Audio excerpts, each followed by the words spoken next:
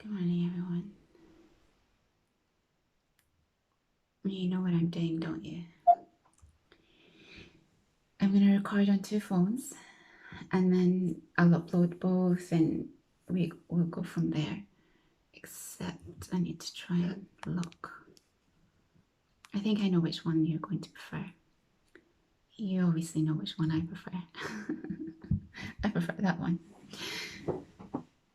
It's a bank holiday Monday today, and I feel so calm and peaceful and happy. Yesterday was incredible.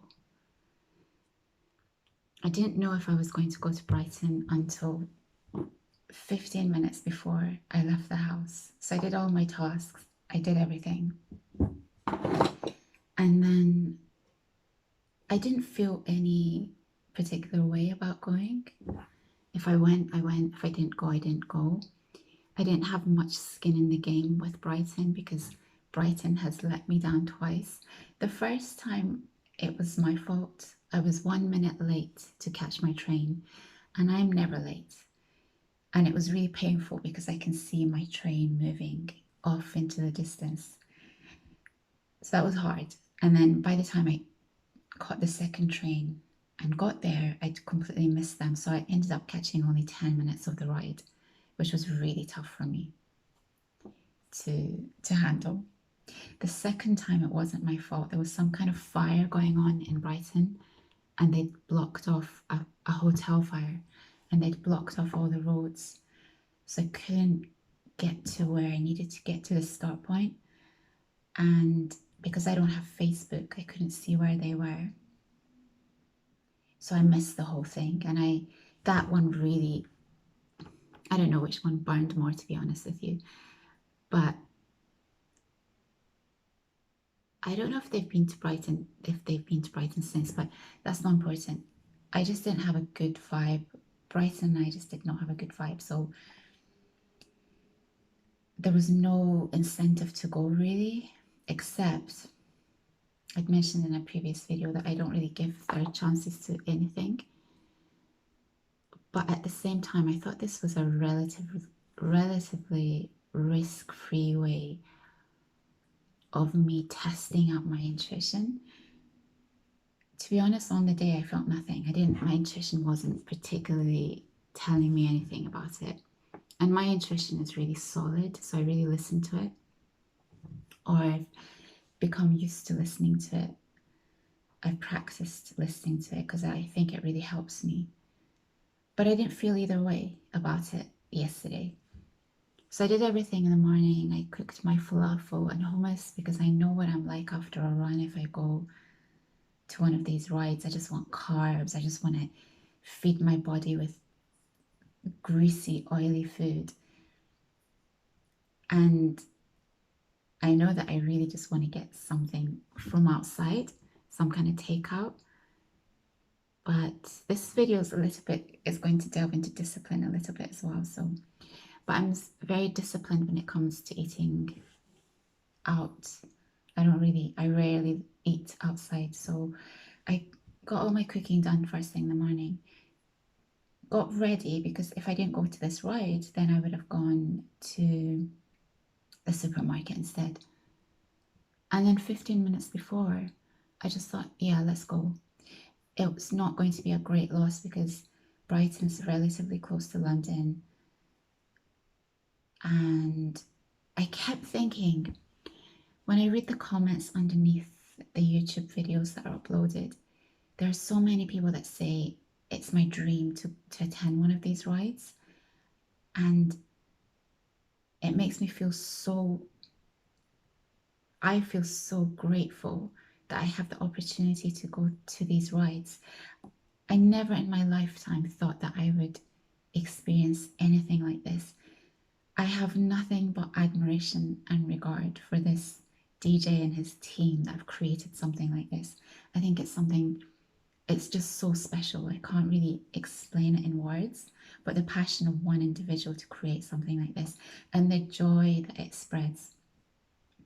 So I kept thinking to myself, there's no guarantee that I'll be able to attend any of the other rides later on in the year. Because he's sort of done all the areas close to London that I could attend. And who knows what will happen. So I just thought, okay, let's try. And I decided to think about it in the way of this could be a challenge that I have to overcome rather than I don't give third chances. You know, I said it in such a firm way that I don't give third chances, but it's not really like that. I sort of play up on the fact that Brighton has done me dirty. Whereas if I think about it deeply enough, the first time it was my fault. So yeah, I just thought like I'm not gonna lose anything. I have the day free. It's a bank holiday weekend. Let me just go. So I went. And it was all so smooth. The train journey there was smooth. The location, the starting point was very close to the station, whereas in the past it's always been farther out. So there's more of a risk element if the train's delayed or I miss a train or something like that. So I got to the location on time, and amazingly,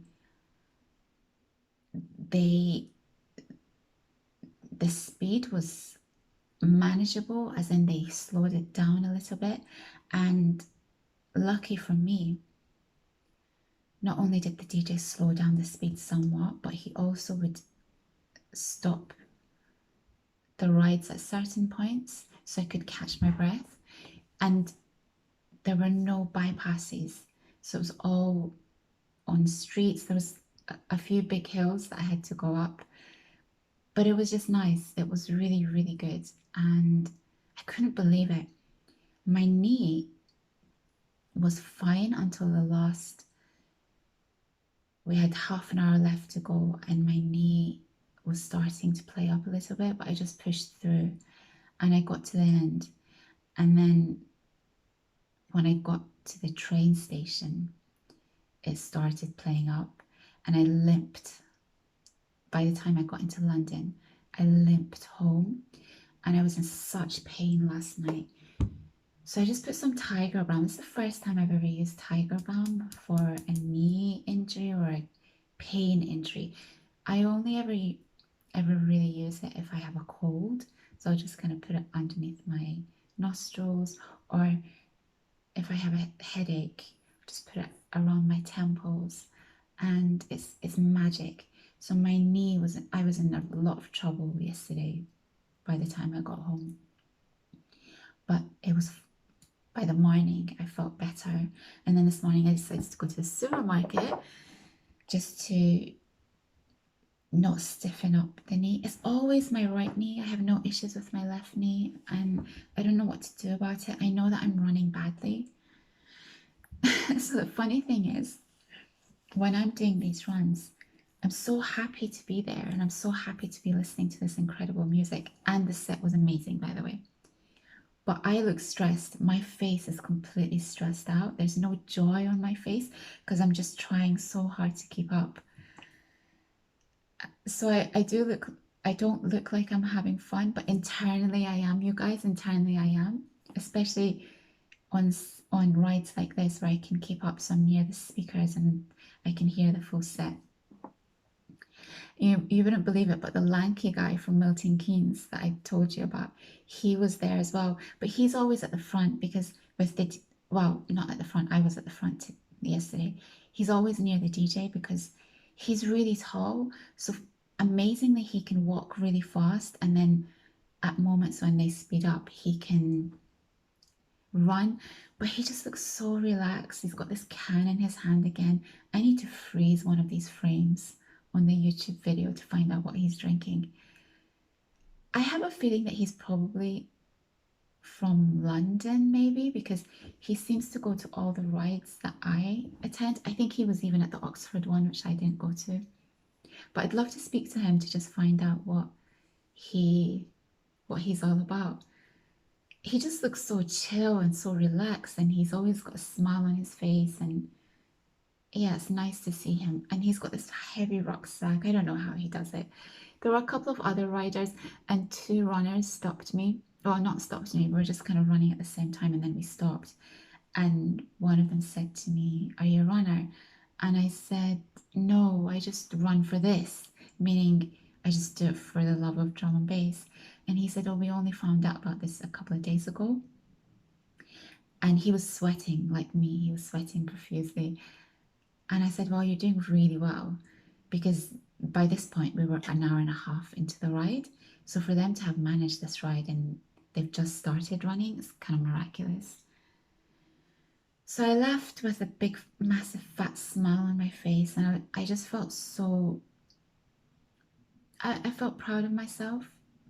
I could have easily not gone yesterday. There was this moment that I was just about to not go, and I just pushed through that feeling and just thought there's not much of a loss if I can't make this run. And yet, there's so much gain if I do, because it will give me the boost of confidence that I need. Because the Milton Keynes ride, it wasn't great, it wasn't perfect, and the London ride, I was really struggling during that ride. So I needed to kind of redeem myself as well.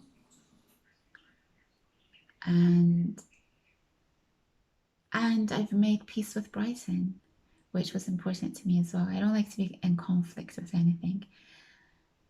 And, I ham it up a little bit, this whole Brighton, you've done me dirty type thing. But I did feel like me and Brighton were just over and done with. So I feel peaceful. Me and Brighton have come to a really good place. We are acquaintances. Brighton knows that it's not my city, but yeah, Brighton has redeemed herself. So I feel happy. I feel happy. I feel at peace.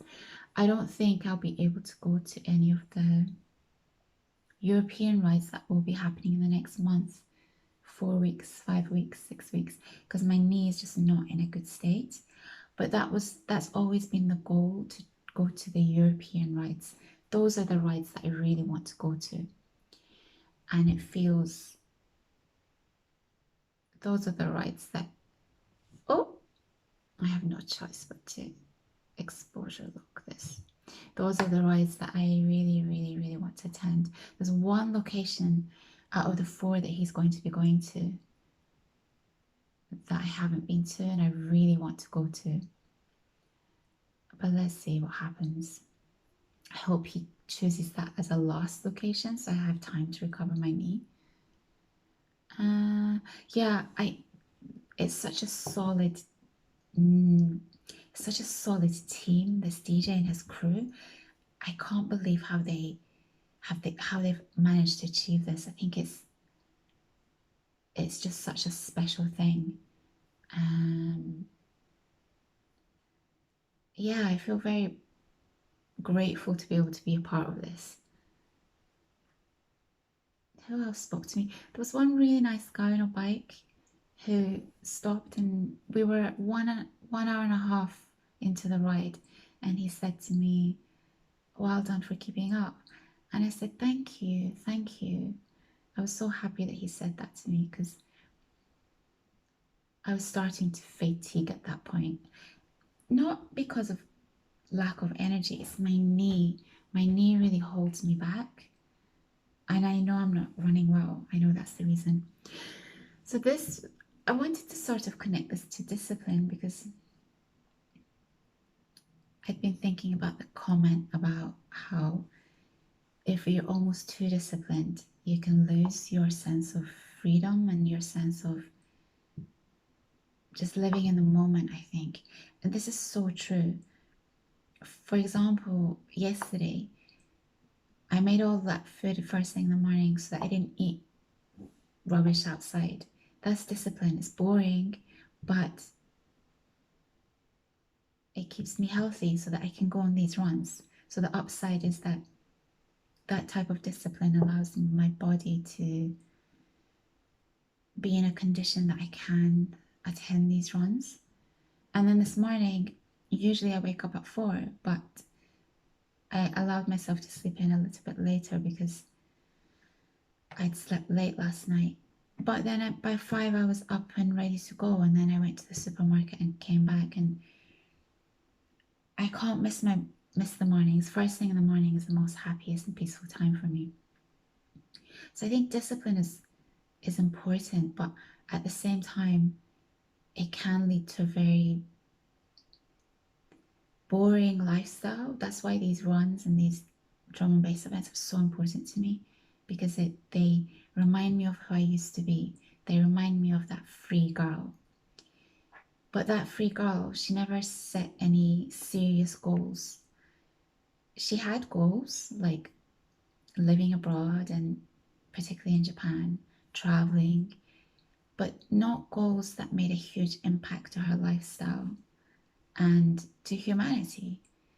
And when I think about this DJ and his crew, that's a goal, to be able to affect humanity in such a positive and amazing way. So having goals, I wish I'd set goals in my 20s, because there's an emptiness, I think, when you don't set goals. I don't think you can fully enjoy your life if you don't set goals and achieve those goals. Whatever those goals may be, maybe you want to set up a family, have a family lifestyle, and that's your biggest goal, which I think is one of the best goals you could possibly have. Or it might be that you just want to be very creative, or it might be that you want to do something really positive for humanity. You want to have an effect on humanity. Or it might be that you just simply want to make lots and lots of money and live a really comfortable life. It might be that you want to look after your parents and that's your biggest goal. Whatever it may be, goals are so important, and I can feel the effects now of not having set goals seriously when I was younger. It really affects your confidence, and it affects your comfort as you get older. And you know, I was one of these people I liked to achieve things, as in, part of these runs, these rides for me is, can I get to the end? Can I keep up with these bikes? Can I push my body to its limits? And when I can do that, it feels so incredible. It's such an amazing feeling. Yesterday, I felt so confident and calm and peaceful. I've taken, as you know, so many losses in the past few years. It's really affected my confidence. I've become a lot more introverted, and I was saying how in my other video, I was saying that if you don't do the things that you promise yourself, you start to lose trust. So part of me not giving third chances, it can be with anything, but part of that is knowing that I trust myself to follow through with the things that I say to myself.